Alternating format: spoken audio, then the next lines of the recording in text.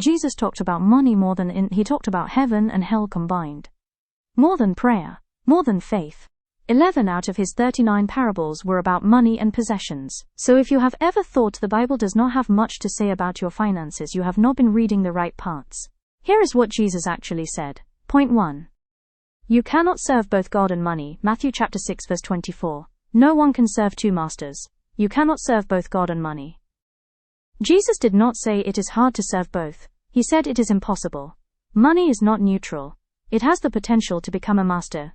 The question is not whether you have money. It is whether money has you. Who is sitting on the throne of your financial decisions? That answer reveals everything. Point 2. Where your money goes reveals where your heart is. Matthew chapter 6 verse 21 says, "For where your treasure is, there your heart will be also." Jesus did not say your heart follows your intentions. He said it follows your treasure. Look at your bank statement from last month. Where did your money actually go? That is a more accurate picture of your priorities than anything you would say out loud. Your spending is a map to your heart. Point 3. Worry about money is a faith problem, not a finance problem. Matthew chapter 6, verse 25 and 33.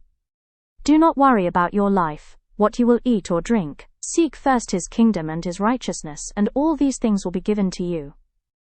Jesus was not being naive about real financial pressure. He was addressing the root. Worry about money reveals that we trust our circumstances more than we trust our God. Seek first, not second. Not when it is convenient. First. When God is genuinely first in your finances, the rest has a way of falling into place. Point 4. Faithful with little, trusted with much. Luke chapter 16 verse 10 says, "Whoever can be trusted with very little, can also be trusted with much." This is one of the most underrated financial principles Jesus ever taught. Before God increases what you have, He is watching what you do with what you already have. Faithfulness with little is not a waiting room. It is a training ground. How you handle $50 is how you will handle 50,000. Be faithful right now with what is in your hand. Point 05. Generosity is the antidote to greed and the gateway to more. Luke chapter 6 verse 38 says, "Give, and it will be given to you. A good measure, pressed down, shaken together, and running over, will be poured into your lap."